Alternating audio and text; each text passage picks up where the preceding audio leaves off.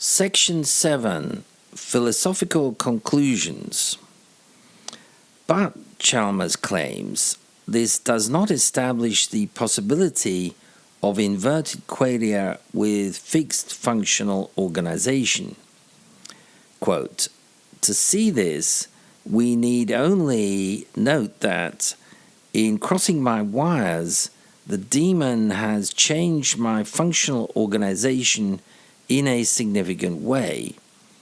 Similarly, the functional organization of the subject who is rewired from birth has been changed, so he will not be a functional duplicate of me.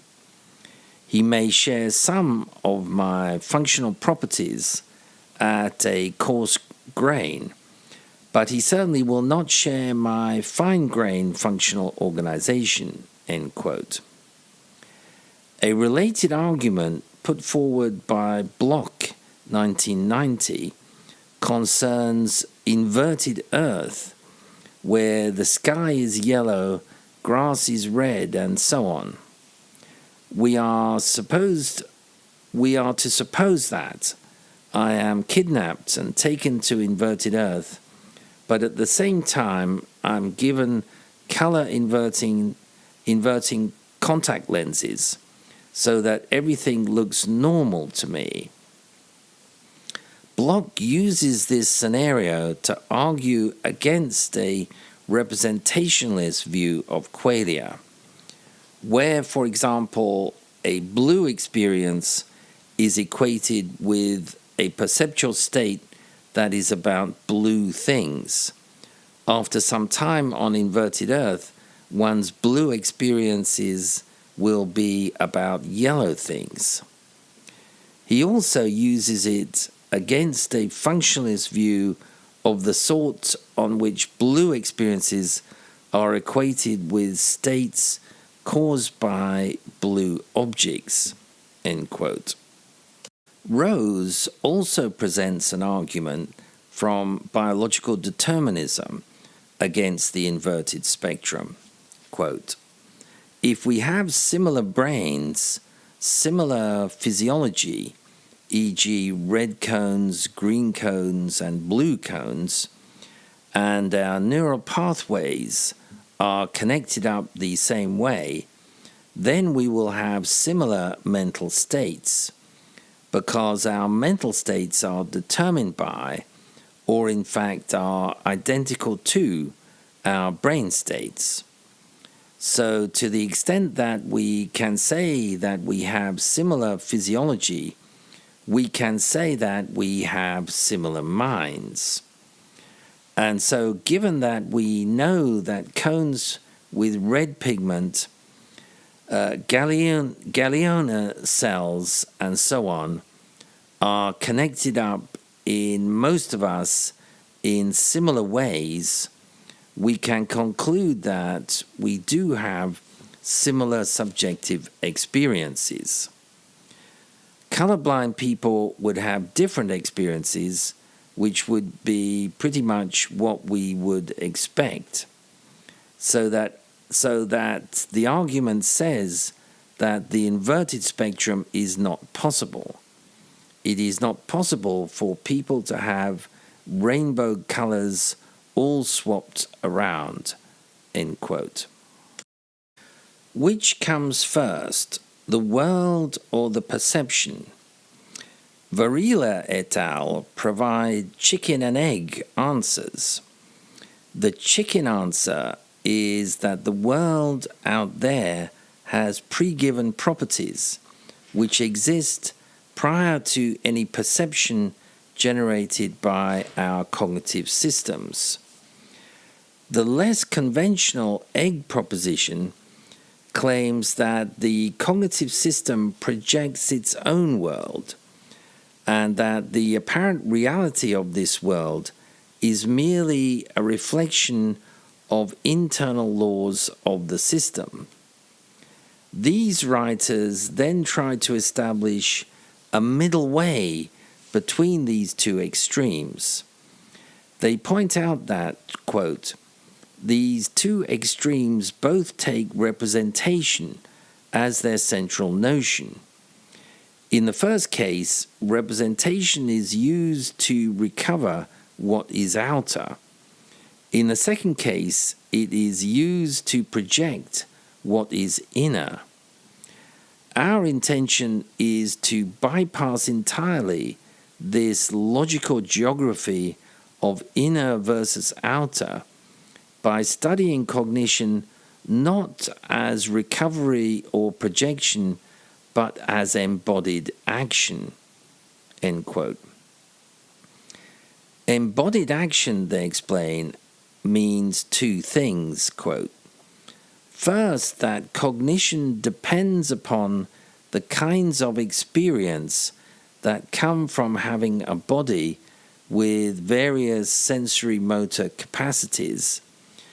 And second, that these individual sensory motor capacities are themselves embedded in a more encompassing biological, psychological, and cultural context.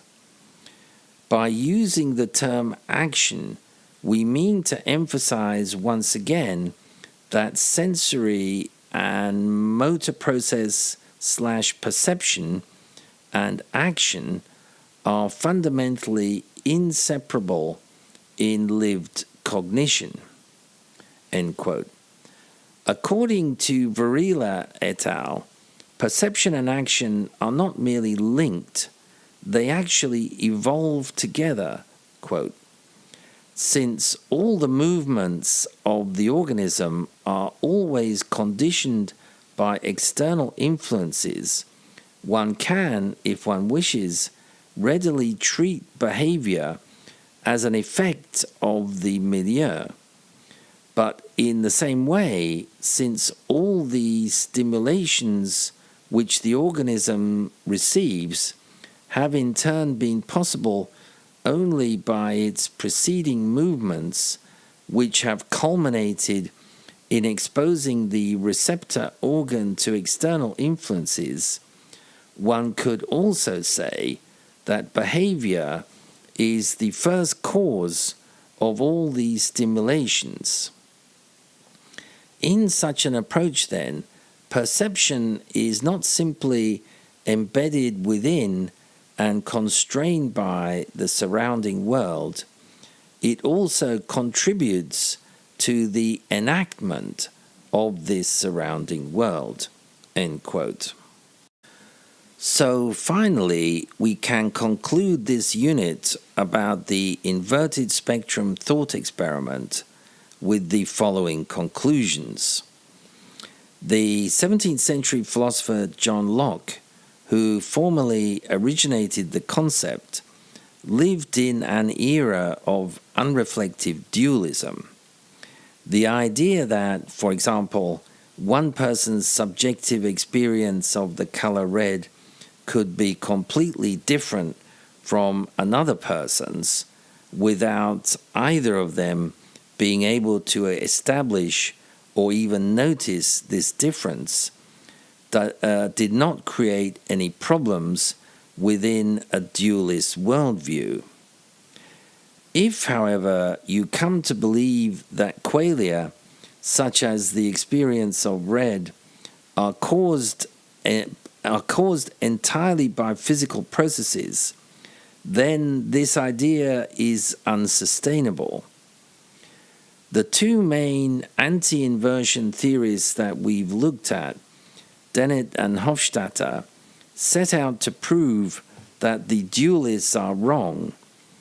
In other words, to demolish the idea that qualia are entirely mental phenomena, which exist in a different metaphysical realm from physical processes.